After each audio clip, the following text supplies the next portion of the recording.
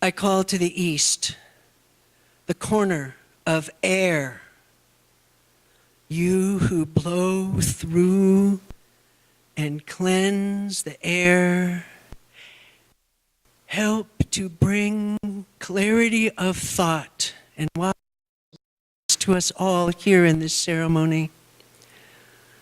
I call to the goddess Freya, representing sexuality and battling. Come and join us. Be a part of this ceremony that we may honor these aspects of our dear, beloved friend. Blessed be. So now turn and face the south. I call to the south, the corner of fire. Kali Ma,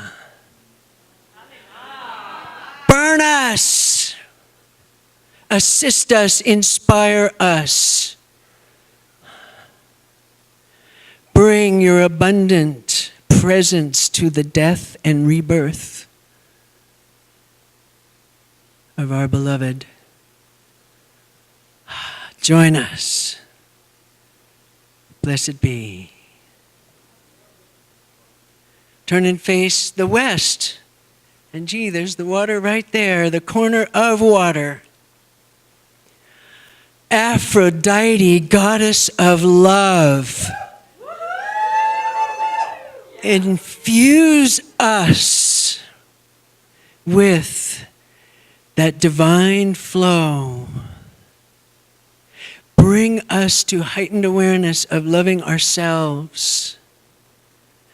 Bring us to a heightened awareness of the love that flows between us and another and all others. Join us. Bring your devoted love, energy, and presence into our circle now. Blessed be. Turn and face the north. Ma'at.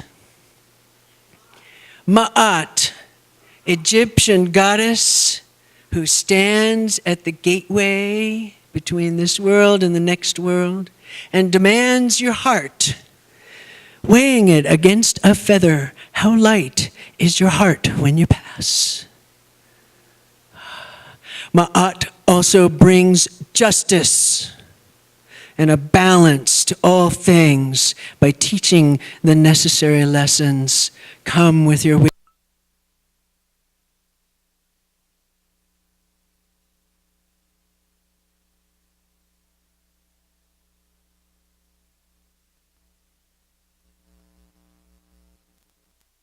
To the center, the element of spirit, the vast void of mystery, that place from which all things spring.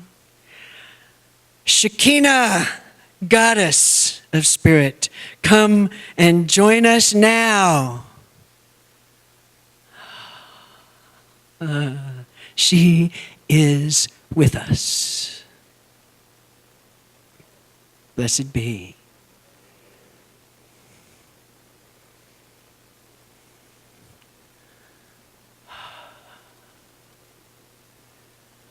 I invoke the presence of the goddess in all of her forms and formlessness.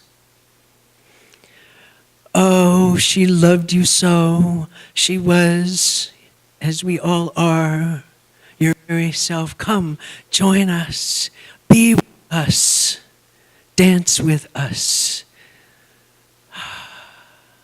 Invoke the goddess. Blessed be.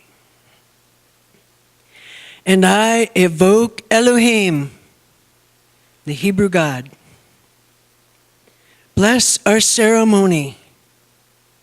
Hold us, protect us, support us, bless us with your presence. We honor you. blessed be, and so it is.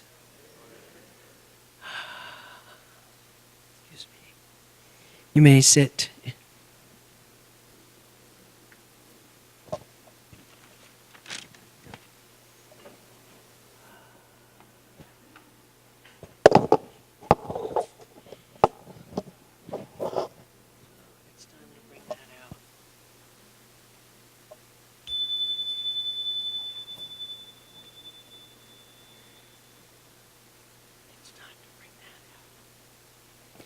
Okay, now we're going to hear from Neville, Anya Shekinah's brother, whom I had not met until her passing.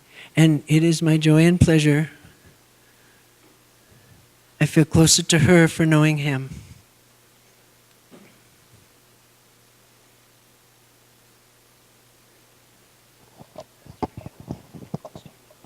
Okay. Welcome, everybody. Thank you. I'm going to start off on a lighter note in the hope that I'll be able to keep things together, at least in the start of my my eulogy. And so I'm going to start by saying, back in Australia, my wife Judy and I are both members of a Rotary Club, and in that club there's a Roman Catholic priest who is he's very devout, but very devout in following horse racing. And so he's given me a few tips, and none of them have ever... None of the tips have paid off, so I've never done any good. And so... and he's also been at a number of events where he's been the speaker, whether they be funerals or other events, and he's always started his speech off with the exact same lines. So after the last one, I said to him, I think you need a new start. And so I said, look, you've given me a lot of help, so I'll email you a couple of starting lines. And so the one I'm going to use for the start of this is one that I gave him. I said, you're not going to be able to use this one in church. You can use this one in the sportsman's nights that you go to. And the words are, a good sermon should be like a girl's miniskirt. Short enough to create interest, but long enough to cover the essential parts.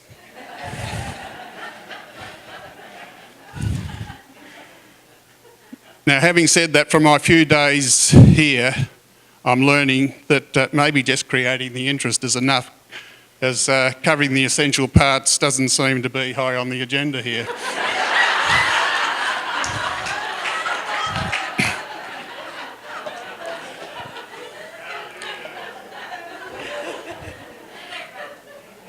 So I now start with the essential parts of telling you the story of Anya Shekinah. She was born on the 24th of January 1945, and her name was Loretta Page. I was born 3.5 years later.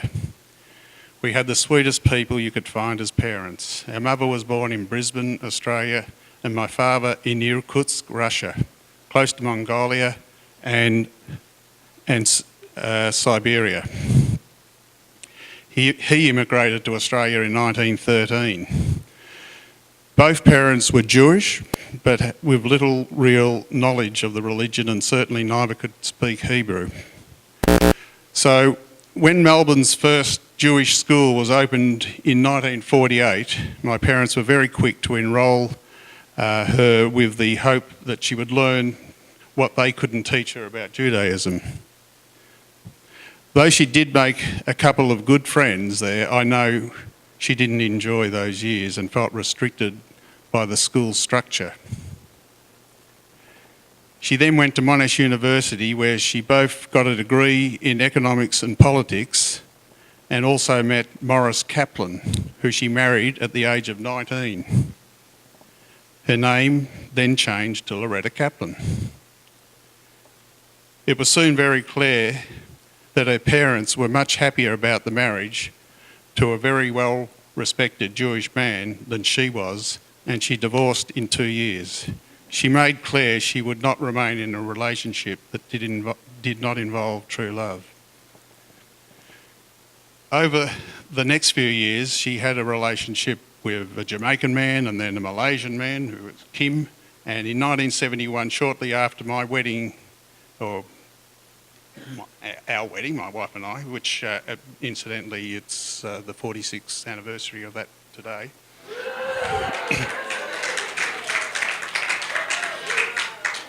She left Australia with Kim and lived in Canada for a few years.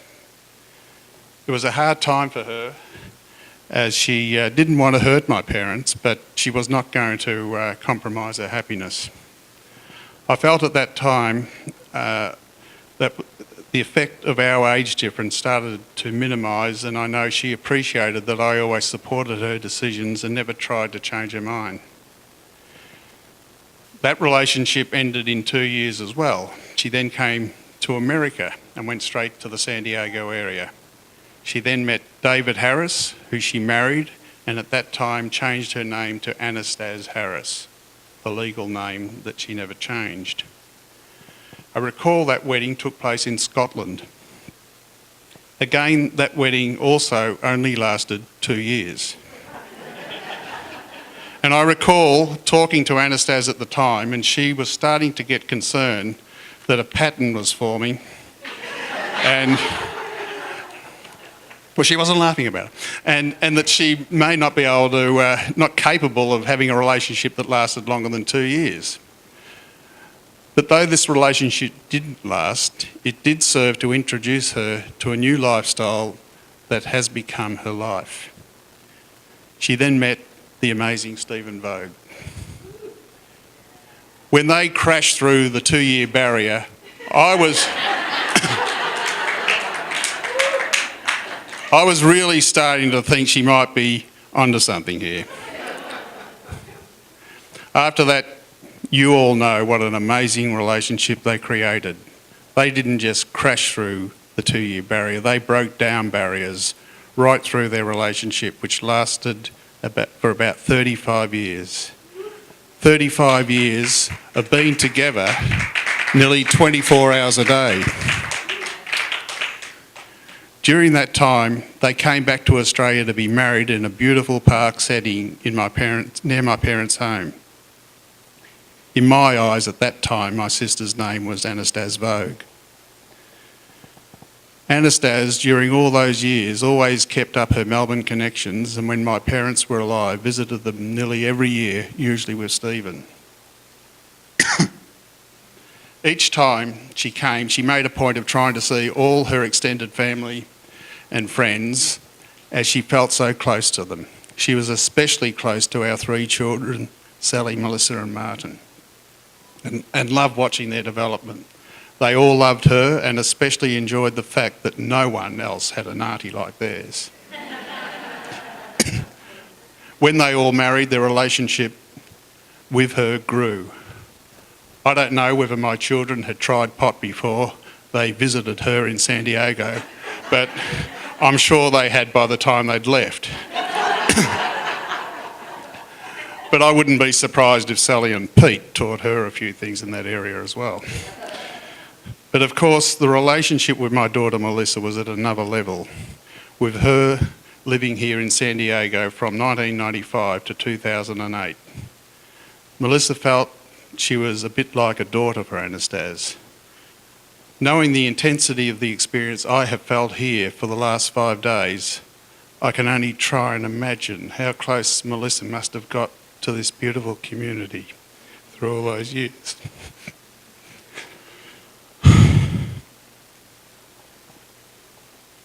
Anastaz tried to time her visits to suit major events like weddings and unfortunately funerals.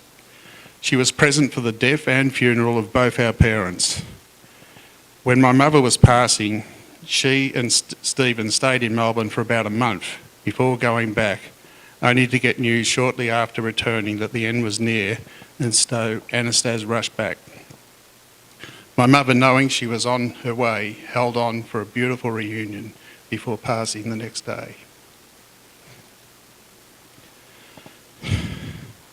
The funeral was the next day, and we both delivered loving eulogies to our mother. We supported each other at the time, and I really needed her arm around me as I struggled through my words, like now. And I wish her arms were around me now. Maybe they are.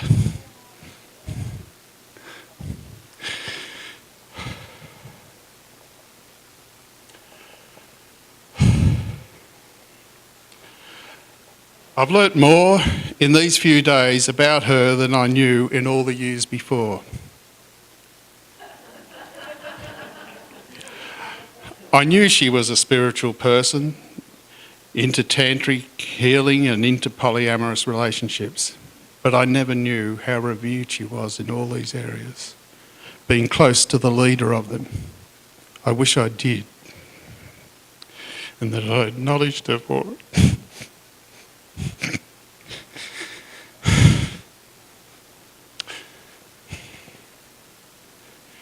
The best I can do is acknowledge her now. But Stephen, whatever high levels she has attained, she could never have done it without your support. I acknowledge you too. I thank you for being the best loving partner that my sister could possibly have had. No one could have done more to love and support her than you have done.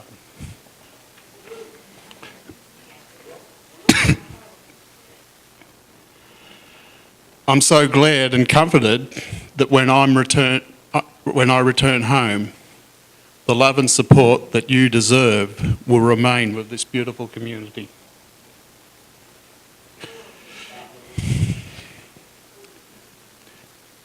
To this whole community, I thank you all for the way you have embraced and supported and loved me.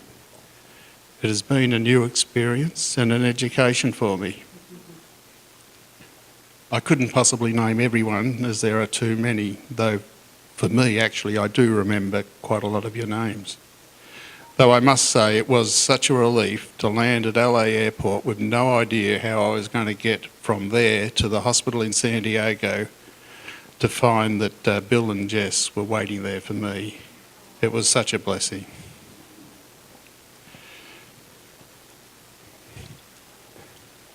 During the 2-hour drive, we all chatted about all sorts of things till about 40 minutes before we arrived. Bill just stopped the conversation.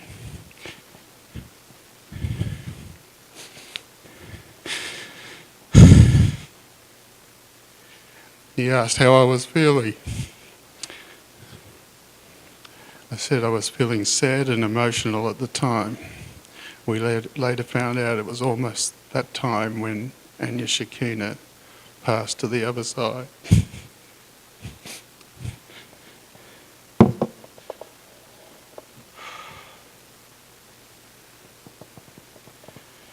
Though she had passed a little before I arrived, I still don't feel I was too late, as I was still able to speak to her and feel the whole spirit in the room that you had all created. It was a very emotional but special time for me. I thank you all for the amazing support you've given to my sister, especially in those final hours, with around 30 of you in the room singing and chanting support. She deserved it. You provided it, and I thank you for it.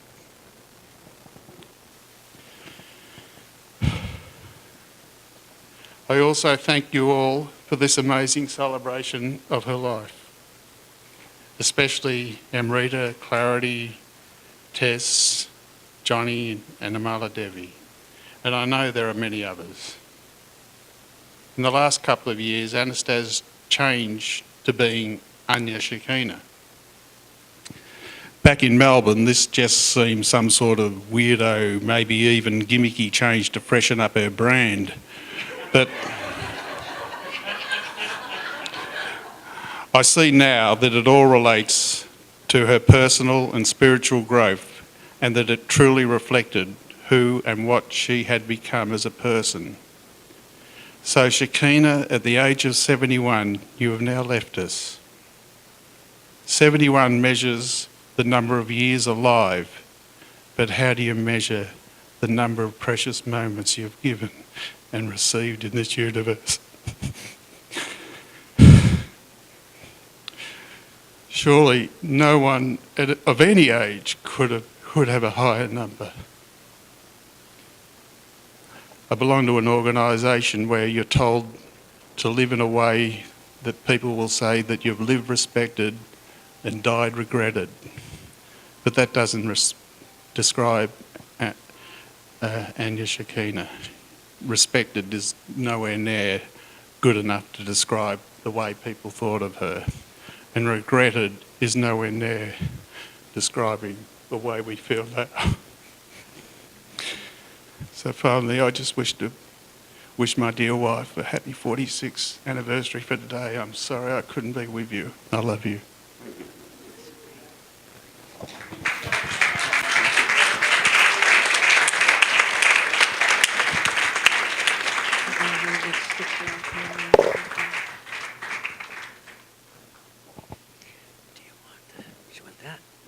Let's get it out of there. Yeah.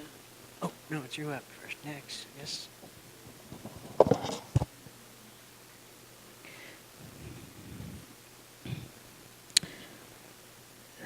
Neville asked me to read this. This is a translation of a Hebrew prayer. Birth is a beginning, and death a destination. And life is a journey from childhood to maturity and youth to age, from innocence to awareness and ignorance to knowing, from foolishness to discretion and then perhaps to wisdom. From weakness to strength, or strength to weakness, and often back again. From health to sickness and back, we pray to health again. From offense to forgiveness, from loneliness to love, from joy to gratitude, from pain to compassion, and grief to understanding.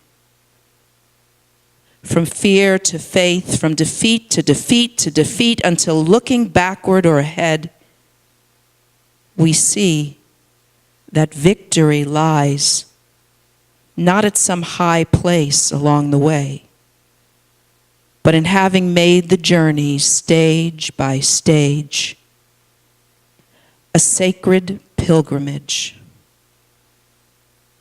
Birth is a beginning, and death a destination. And life is a journey, a sacred pilgrimage to life everlasting.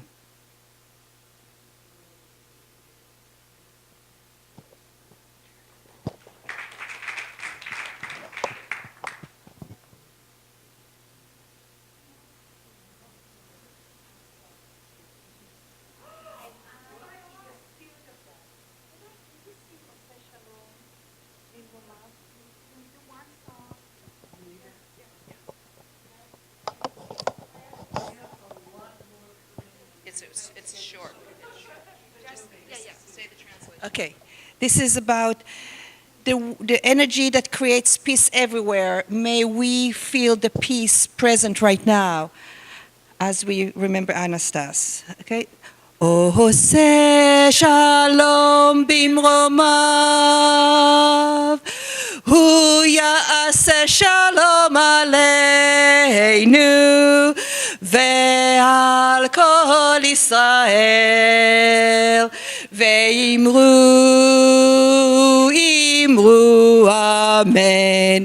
עשה שלום במרומיו, הוא יעשה שלום עלינו ועל כל ישראל, ואמרו אמן. יעשה שלום, יעשה שלום, שלום עלינו ועל כל ישראל. יעשה שלום, יעשה שלום, שלום עלינו ועל כל ישראל. יעשה שלום, יעשה שלום, שלום עלינו ועל כל ישראל. יעשה שלום, יעשה שלום, שלום